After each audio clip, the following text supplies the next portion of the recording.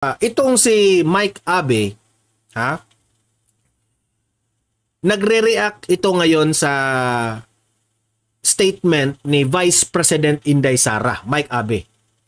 Alam naman natin, kagabi binanata ni Banatbay itong si Mike Abe. Kasi itong si Mike Abe, meron kasing mga bintang ng ating former president at gusto niyang si former president ang magtanggol sa sarili niya, sa mga bintang niya. Dapat si Mike Abe, kung meron siyang sa tingin niyang may bintang siya, patunayan niya na totoo yung mga bintang niya kay former President Duterte diyan tungkol sa China. Di ba? Ngayon, ang tanong natin dito, professional ka bang nagkokomentaryo, Mike Abe, tungkol dito sa statement ni VP Sara? Kasi mukha yatang sa kadahilan ng galit ka kay Kibuloy sa nangyari sa iyo nung time na nasa SMNI ka pa, baka nabahiran ito ng galit mo kay Kibuloy, di ba? So panoorin natin itong mga statement ni VP Sara sa reaction ni Mike Abe. Mike Abe, pasok. Ito po, pakinggan nyo ito. Ito ay dati ng video. Pero ilang araw pa lang naman yan Hindi pa rin gano'ng katagalan. Na sinasabi ni Vice President Sara Duterte tungkol sa issue ng Nikki Buloy at ng SMNI. So ito ay nakikiisa sa panawagan ng pagpapairal ng batas at katarungan sa hinaharap na issue ni Pastor Apollo Kibuloy at ng Sunshine Media Network Incorporated. Sa mga ginagawang pagdinig ay tila pinatawan na ng guilty verdict si Pastor Kibuloy kahit na nakabatay lamang ang pagdinig na ito sa mga paratang ng mga testigo na nagkukubli ng kanilang katauhan at hindi mapatunayan ang kredibilidad. Marami sa atin ang naniniwala na ang dinaranas ngayon ni Pastor Kibuloy ay isang pandarahas at hindi patas. Bukod sa hearing na walang pinatutunguhan, ay kabilang rin dito ang indefinite suspension ng broadcasting network na SMNI na isang issue. Nakita mo na sa kanyang reaction. Gumano na si Mike Abe. While listening to VP Sara, gumanon si Mike Abe.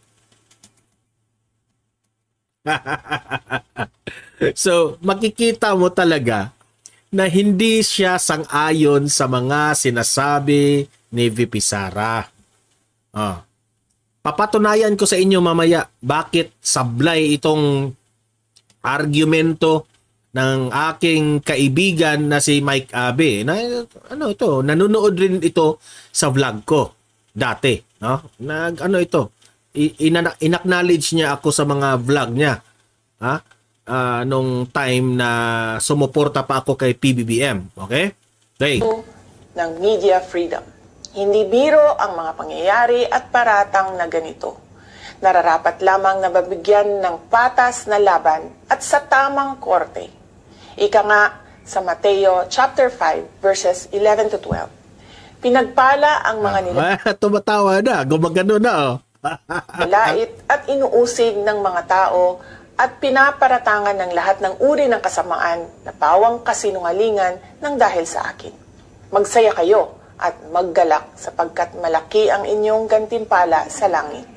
Alalahanin ninyong inuusig din ang mga propetang gumagano na nauna sa inyo. Sana po ay palag na si Mike Abe dahil ayaw mo kasing marinig si VP Sara na kumakampi siya kay Kibuloy. Kasi sinita ka ni Kibuloy sa SMNI. Diba? Yung mga yung boss mo kinorek ka pero nagalit ka. Nag-walk out ka on air, diba? Maging gabay natin ang mga bersikulong ito patungo sa kaginawaan at mabigyan tayo ng tibay ng loob sa pagharap sa mga pagsubok, pagtitiis at pag-uusig ngayon. Lagi po tayong manalangin para sa hustisya at katotohanan. Tindi, Si Vice President Sara Duterte po ay abogada, Okay? Abogada, pero ikaw, hindi. Abogado at sekretary ng Jezebel Lee, good afternoon sa lahat at kay sayo, Sir Don Mar. Hello, Ma'am Jezebel. Department of Education. Vice President. So, tatlong napakahalagang importante sa isang tao. Pangalawang Pangulo ng Bansa, sekretary ng isang departamento na napakahalaga para mabigyan ng magandang kinabukasan ng kabataan, makapag-aral ng mabuti, at isang abogado. Tapos ang narinig po ninyo at narinig natin ay yung wala daw hong tama o hindi daw tama ang ginawa kay Kibuloy at... Totoo naman eh. Bakit? Sa tingin mo tama yung bang ginagawa nila kay Kibuloy? Hindi. Hindi. Ang gobyernong ito na nag-handle dito sa usaping ito tungkol kay Kibuloy, basically, particularly dito sa Senado, particularly kay Senator Hontiveros, Mike Abe, pinaniwalaan kaagad yung mga testigo at mga biktima. Yun ang kamalian na hindi dapat natin kaagad husgahan si Kibuloy. Okay? Kasi he is not proven guilty pa. Ito ay magbabase sa credible evidence. Yung mga evidence presented by the testigo and the biktima and sa mga argument at evidence rin ni Kibuloy, titimbangin yan ng korte kung sino ang tama sa dalawang kampo. Tama ba itong mga testigo at biktima? Tama ba si Kibuloy na ganito, ganyan? Doon yan mangyayari sa korte. At si Kibuloy ay hindi pa proven guilty. Mr. Mike Abe. Yan ang mali sa inyo. Kaagad, itong mga vloggers ni ito, kaagad naniniwala na may kasalanan si Kibuloy. Pati nga ako, until now, nasa gitna ako. Pwedeng may kasalanan, pwedeng maging totoo na si Kibuloy ay may kasalanan. Ginagawa niya yun lahat, pwede yun mangyari at pwede ring mali. Fake news lahat yan, yung mga sinasabi ng mga testigo at biktima. Dalawa lang yan, Mike Abe. Sa ngayon, bilang ikaw na vlogger ka, bilang ikaw na masasabi nating veteranong news anchor, dapat sa gitna ka sana, wala kang kakampihan. Tuloy nakikita namin na nagpakita ka ng bitterness kay Kibuloy. Dahil ba na nag-walk out ka, sinita ka ni Kibuloy dati sa programa mo, yun ba ang dahilan na until now, parang bias ka sa mga pananaw mo when it comes sa usaping ni Kibuloy? Hindi ka sasang-ayon ni VP Sara dahil ayaw mo si Kibuloy? Yun lang ang tanong namin. Okay? SMNI. Ibig sabihin, hindi daw pantay yung batas. Parang ang kanyang gustong palabasin mali yung ginawa ng Kongreso na mag-imbestiga dahil sa fake news at mag-imbestiga dahil paglabag sa franchise law ng SMNI. Gusto rin niyang palabasin, mali yung investigasyon ng Senado, Committee on Women, Children and Family Relation, kahit na mayroong buhay na complainant na lumantad, kino-question pa yung nagtatago, abay natural, biktima ng sexual harassment Ba't mo naman nilalabas ang muka? Ay di habang buhay na lang ma-identify yan. At yan ikukutsain at kakantsawan. Grabe.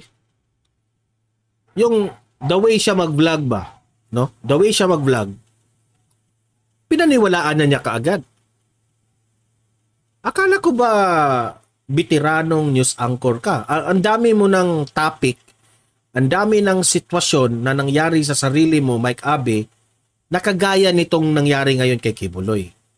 Di ba dati kung mag-react ka, magkokomentaryo ka sa isang tao na inakusahan, dapat hindi pa natin yan husgahan. Ha? The person is still innocent until proven guilty. Di ba? Alam mo yan. Pero anong nangyari sa'yo, Mike? Anong nangyari sa'yo? Nasaan ang prinsipyo mo when it comes to that? Hindi ako abogado. Hindi naman ako news anchor. Okay?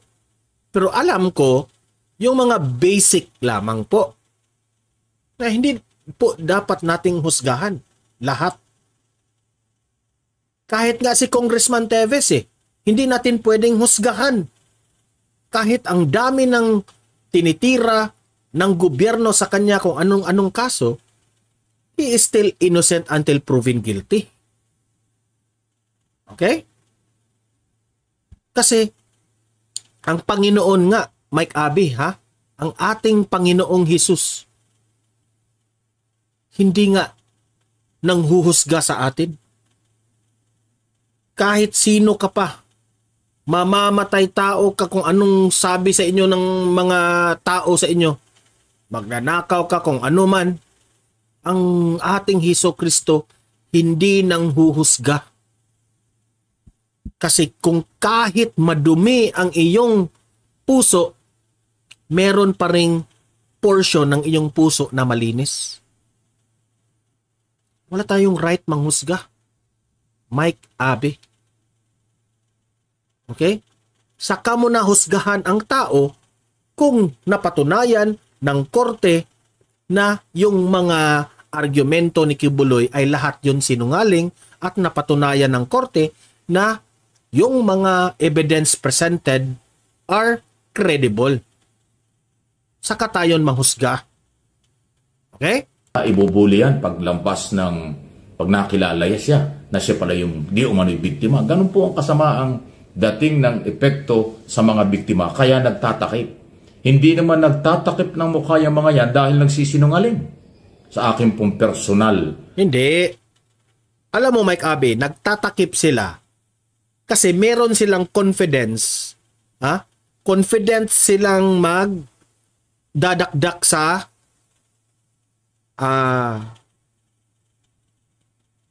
Senado.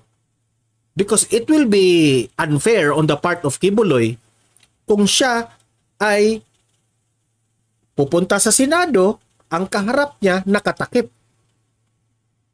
Kung magkaharap man lang tayo doon sa Senado, dapat yung mga testigo at yung mga biktima, dapat alisin nila ang kanilang takip. Di ba? Para yatang nabaliktad. Dapat sana yung nagtatakip si Kibuloy. Kasi siya yung inakusahan. Di ba? Kung makikita nyo sa balita, yung mga taong mga hinuhuli ng mga krimen, di ba? Nakakatakip yung mga nahuhuli. Di ba? Yung, meron ang dami ng media na nagvi-video yung mga media. Anong gagawin ng mga, yung mga inakusahan, di ba? Nagtatakip sila kasi nahihiya sila. Di ba? Si Kibuloy, inakusahan, hindi siya nagtatakip, pero yung nag-aakusa, yung mga biktima at yung mga testigo, yun ang nagtatakip, sila yung nahihiya, sila yung natatakot. Mukha yatang nabaliktad, Mike Abby. Di ba? Sa mga nakikita natin araw-araw sa balita, yung mga suspect, yung nagtatakip ng mga mukha, nahihiya sila sa kanilang ginawa. Pero dito, kay Kibuloy, si Kibuloy ang may guts na magpakita sa media, video, walang takip ang mukha ni Kibuloy, pero yung mga testigo at mga biktima, kuno, ni Kibuloy, sila yung nagtatakip. Bakit ganyan, Mike Abby? Nabaliktad na ang mundo? Sino ngayon ang inakusahan? Nakakaranasan sa media, lahat ng Sabi ni Goody Joseph, di ko akalain makakibuloy ka rin pala, Don Mar. Alam mo, Goody Joseph, dito sa vlog ko, patas akong magbalita. Okay? Kung ikaw ay galit ka kay Kibuloy, alis ka dito. Huwag kang manood sa akin. Ha? Kasi gusto ko dito sa ating vlog, dito sa ating Don Mar TV, patas tayo. Huwag muna nating husgahan si Kibuloy. Okay? Ako, hindi ko kinakampihan si Kibuloy na si Kibuloy, wala malinis si Kibuloy, hindi niya ginawa ito. Walang kasalanan si Kibuloy. Hindi ganyan ang aking pananaw, ha? Si Kibuloy ay inosente pa because Kibuloy still have to face the court. Okay? Malinaw yan? Hindi ko kinakampihan si Kibuloy. Ang sa akin dito, ang pananaw natin muna sa gitna tayo. Oh. Gitna muna tayo. Hintayin natin ang korte. Ha? Maniniwala tayo sa korte. Okay? Trabaho yan nila. O kung guilty si Kibuloy. Di ba? Sige, kung guilty si Kibuloy sa pananaw ng korte, idi guilty si Kibuloy. Walang problema. Wala akong kinakampihan. Pero kitang-kita kung gaano nila trinata si Kibuloy. And makikita naman natin, it's very unfair. Okay? Makikita talaga natin sa Senado, especially itong si Hontiveros, na merong power tripping na nagaganap. Kung ikaw, Hontiveros, kung totoo kang tinutulungan mo itong mga suspect at itong mga testigo na ito, hanapan mo sila ng mga abogado. Financially, give them. Kasi ito, mga pobre rin itong mga kababayan natin na, di ba? Give them the resources. Kasuhan sa korte si Kibuloy. Sige, kung totoo kang tumutulong. Pero kung ang layunin ni Hontiveros ay trial by publicity, pahiyain lamang si Kibuloy, that will be unfair kay Kibuloy. Di ba? Nasa na yung nag-comment si Goody Joseph? Dinilit ka tuloy. biktima ng sexual harassment umano, lalo na kung kabataan, talagang dapat hindi isinasa publiko ang mukha. Dahil kawawa naman sila. Masyado silang makikilala ng taong bayan biktima ng karahasan. Totoo man o hindi, pero biktima na yan. Tapos gusto nyo? Ha? Ilantad ang totoo man o hindi, pero biktima na yan? So sino ang biktima rito? What if hindi ito totoo? So ang biktima si Kibuloy. Hindi, sabi ni Mike Abe, ito yung argumento niya. Ito yung argumento ng batikang newscaster. Ito raw mga testigo at mga biktima na ito, nakatakip ang mukha. Kasi kung totoo man o hindi ang kanilang sinasabi, biktima pa rin sila. Nakakahiya. Ha? So kung hindi ito totoo, sabi mo, totoo man ito o hindi, dapat lang sila magtakip ng mukha. So kung hindi totoo ang kanilang pinagsasabi, nagtatakip pa rin sila kasi nahihiya sila na nagsinungaling sila. Yan bang ibig mong sabihin, Mike Abe? Pareho pala kayo ni Coach Jarrett eh. Sige. Baka sabihin yung naggawa-gawa lang ako. Ibalik natin. Taong bayan, biktima ng karahasan. Totoo man o hindi, pero biktima na yan. Totoo man o hindi, pero biktima na yan. Ano ba yan, Mike Abe? Hindi yan biktima kung hindi totoo. Biktima man, ano sabi niya? Totoo man o hindi, biktima yan. Naku po, Mike Abe, kung hindi totoo yan, hindi yan biktima. Taong bayan, biktima ng karahasan. Totoo man o hindi, pero biktima na yan. Hindi ko na alam kung nasaan ba nilagay ang utak itong mga si Coach Jarrett at si Mike Abe. Sa totoo lang. Sige, ulitin natin ang kanilang kabiyo-biyohan. Taong bayan, biktima ng karahasan. Totoo man o hindi, pero biktima na yan. Kawawa naman sila. Totoo man o hindi, Biktima sila. Grabe ka kabayas talaga, no? Kasi kung totoo, ang sinasabi nila, so biktima sila. It's, talagang biktima sila. Pero kung hindi ito totoo, biktima pa rin sila. O, ganyan ka kabayas. Lumabas rin sa iyong bibig. Mike Abe, mahuhuli at mahuhuli ka sa kabayasan mo. Again, i-rewind natin, para makita ng taong bayan ang kapalpakan mo. Harassment umano, lalo na kung kabataan, talagang dapat hindi isinasa publiko ang mukha. Dahil kawawa naman sila. Correct. Masyado silang makikilala ng taong bayan, biktima ng karahasan. Correct. Totoo man o hindi, pero biktima na yan. Tapos gusto nyo? Tama na sana, pero naging mali pa. Totoo ba naman? Hindi, pero biktima sila. Paano naging biktima kung hindi totoo? Tao talaga, Mike Abe. Wag kami, Mike Abe, wag kami, ha? Kasi mautak ito. Ilan tad ang mukha? Di ba? Anong proteksyon ng mga yan? Sabi dito, ikaw talaga, Zaldi Galos, ha? Inaway mo si Mike Abe, Zaldi Galos. Sabi ni Zaldi Galos, ha.